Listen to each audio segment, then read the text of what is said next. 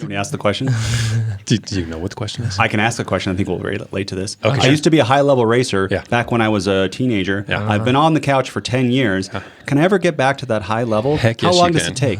Go for it. Not very. There we go. Relatively. Okay, so the whole idea of use it or lose it, you've heard that for some time, right? You don't train, you lose your fitness. And to a large extent, that's true. So detraining comes, with detraining comes deconditioning. I mean, you can't stay fit by doing nothing. No shocking insights there. What is interesting, though, is what they used to think that when muscle's wasted, the whole muscle goes. And now we're finding that most of the muscle, or the muscle fiber in this case, does, but in fact, the nucleus does not. And this has some serious impacts. So first, let's just touch on muscle growth. Just a quick 101 sort of refresher, or probably new information for a lot of people. And for the true muscle physiology experts out there, forgive me, I'm sure I'm not going to get this 100% right, but I have a pretty good grasp on this stuff. So if you think of a muscle cell, first off, they can be really long. I mean, if you think of just the sartorius, so it's a muscle that starts at your hip, rolls down your thigh, and then hooks onto your tibia, so it crosses the knee. I mean, this is a long muscle. That's each that muscle is composed of single fibers. So those are hugely long fibers. So the idea of a single nucleus, and nucleus being the control center of the cell, right, contains, it's basically responsible for protein synthesis in the case of muscles. It controls all the genetic information. I mean, it's basically the brain of each muscle fiber.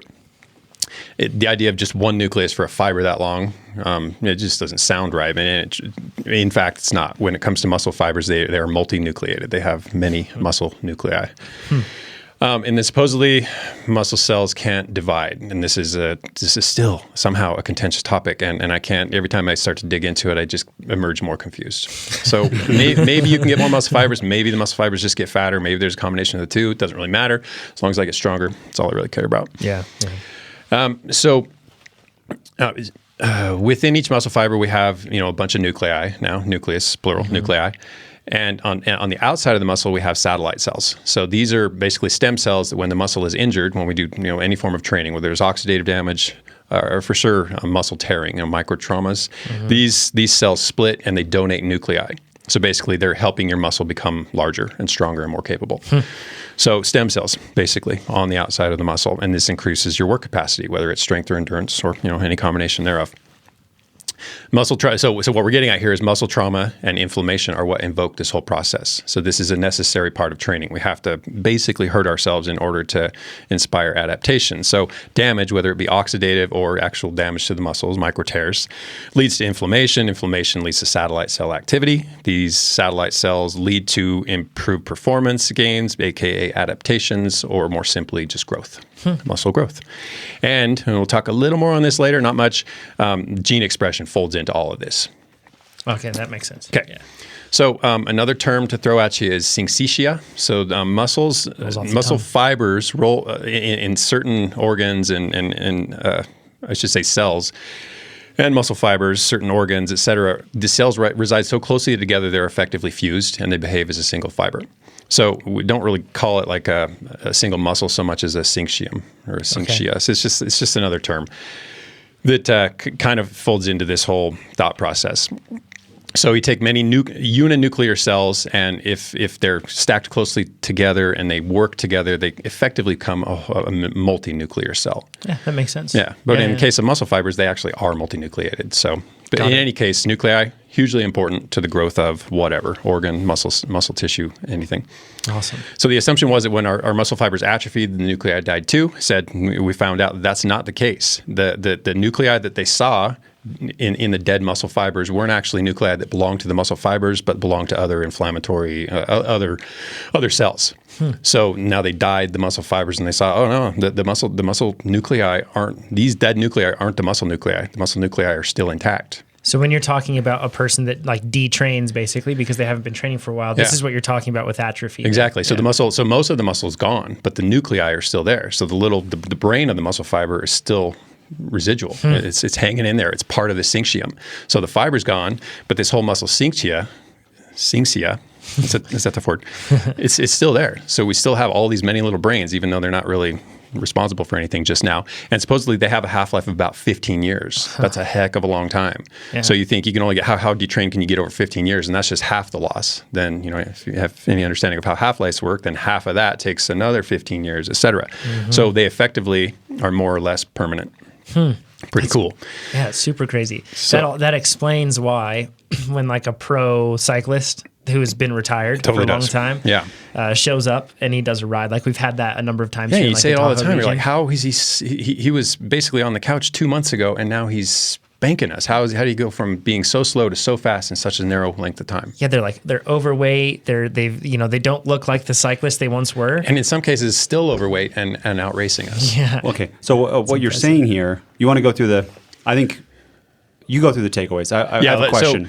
But let's hit the takeaways and then you can hit me with those questions. So basically all this is saying is that fitness reacquisition, or what we've termed muscle memory over the years, is easier if you had it at some point. So long as you had it earlier in life, it's a lot easier to reestablish it.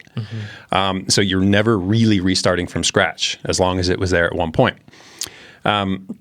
And then more and faster muscle growth takes place upon retraining. So you can almost bank muscle. If you think of a teenager hitting the gym real hard and then having a 5-year hiatus from training and then getting back into it, that teenager has effectively banked muscle mass for later use once he or she resumes training. Pretty cool. It also has impacts for adults looking at, eventually, if we're fortunate enough, we'll become elderly folks. So even if you weren't an active teenager, be active as an adult, even if no one anticipates this, but even if you're going to have a hiatus from working out for a good long while, bank that muscle when you're maybe 30 so that when you're 80, there's something to call upon. And it's worth noting that as you age, your ability to generate new muscle nuclei declines. So get them while you can. Yeah, that makes sense. And then this also means, and this is kind of a bummer, but people who abuse metabolic steroids and testosterone amongst them have an unfair advantage potentially for life. Yes. This gets me upset because people who have doped before, then they have like a certain amount of time off. And this happens too in all sports. Especially with sports with in-competition testing only. Like this is just in the same year. You go for like 8 months of whatever, then you go get tested and you're totally clean. Yeah. But you have it for... But the impacts... 15 years for the half-life. Yeah. So you've seen some of these people who are who have raced in the doping era, right? And some of them got caught, some didn't, and they're not guilty if they didn't get caught. But they're still riding that wave. I know. Yeah. And they win things. And from like a bodybuilding perspective or a strength perspective, guys who abuse anabolic steroids, that's where if hyperplasia, the increase in actual number of fibers, if it's there, there is an agreement, somewhat, of a consensus on the fact that steroids do lead to hyperplasia. You can get more muscle fibers if you utilize steroids. So whether or not that's fully accurate, I'm not here to argue. Yeah, that's frustrating. It's totally frustrating. Okay. So one more little point, and then we can talk about questions. But so this is all good and fine for muscle, which whether it's slow twitch, mid twitch, fast twitch, it's all important, and we all want more of it, or at least greater capability within the stuff that we're already packing around. But on the mitochondrial side, so the aerobic respiration side, us as endurance athletes, super concerned with how many mitochondria we're packing around in each of our muscle cells. More nuclei might influence these mitochondrial adaptations. So during detraining, you lose your mitochondria, but your nuclei are still there, and they contain that genetic information for formation of new mitochondria. So the information is still there. The cell's still predisposed to produce more mitochondria than it would in someone who never really established that high mitochondrial content in the first place. This is why what you're saying is, if you had a high level of fitness before, you ramp up really quickly. Both with endurance and strength. And I think the good takeaway is, like the work you're putting in now, whatever age, you're going to be able to bank on that for many, many years. That's what we're finding. How exciting is that? The elderly thing is awesome too, because that's, I've had my grandpa, he fell. Like, as you get older, you have problems and you can fall. Sarcopenia.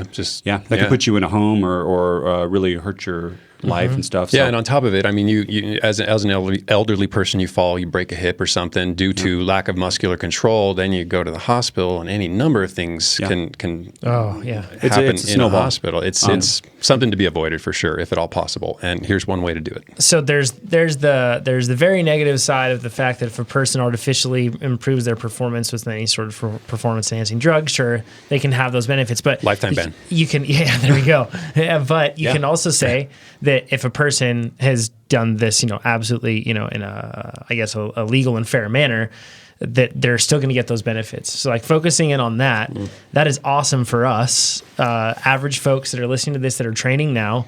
It's something that should motivate you to continue to be fit for a good amount of time. And motivate you to tell your kids to be fit. Tell your teenage sons and daughters to hit the gym, to pick a sport, to do something to establish some of these habits too, but some of these, mitochondria and cell myonuclei. That's the other takeaway. Like when you're young, you have an opportunity to really, really... The hormones are flowing. I mean, you're in a state where you can produce a whole relatively more nuclei than you can as you get older. Yep. Certainly when you're elderly. Yeah. So like when you are young, that is the time to make sure that, and honestly, just make sure that if you have kids and that sort of thing, if you can help them to just do those fun, active things, it'd be awesome. It also makes a lot of sense because you see people that were, I don't know, a kid that really liked rock climbing or soccer or something when they were young and they were a teenager. They're good athletes throughout life. And they end up being a good athlete and pretty versatile. So I did marching band. Is that there's some endurance incorporated there? There's some endurance. Sure.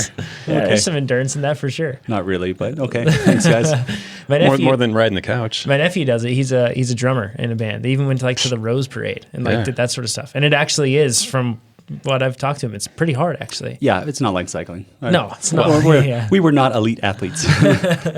Still just the same. I would consider that more athletic than maybe bowling or golf. Thanks, at least in terms of adaptation. Yeah. It's certainly more athletic than sitting on the couch playing video games, which is what a bunch of them do. So, and two people who maybe need to do a comeback. Older people, no, as in Chad, this totally struck a chord. I mean, as soon as I saw that, especially from the mitochondrial side, because I saw the muscle adaptation, I thought, oh man, that makes sense, because I lifted a lot as a junior high schooler and college student, and now it's really easy for me to grow my strength in a relatively short period of time. And then I read the mitochondrial findings, like, oh no, this means I can actually get fit again on the bike. I basically thrown in the towel. Now I'm thinking maybe I'll get back in the ring. I think what this study shows too is that we've all felt this, that people who used to be fit can get fit again quickly. But it's good to see it it's not bro science, it's actual science. Yes. So the other part is that going out into elderly age, that is such a cool finding. The impacts on not just longevity. I mean, all these longevity studies don't sit well with me because they're talking about just people living longer. They can be on upteen medications. Their quality of life could be total garbage, but they make it to 90 years of age. I don't care. I'd rather die at 70 and be healthy and thriving the whole time than suffer the last 20 or 30 years of my life because I'm a health mess. Nate wants to live till he's 150. At least. Yeah, and I'm sure you want to do it in a high quality. That's why we got pomegranate pills coming. That's going to carry us there.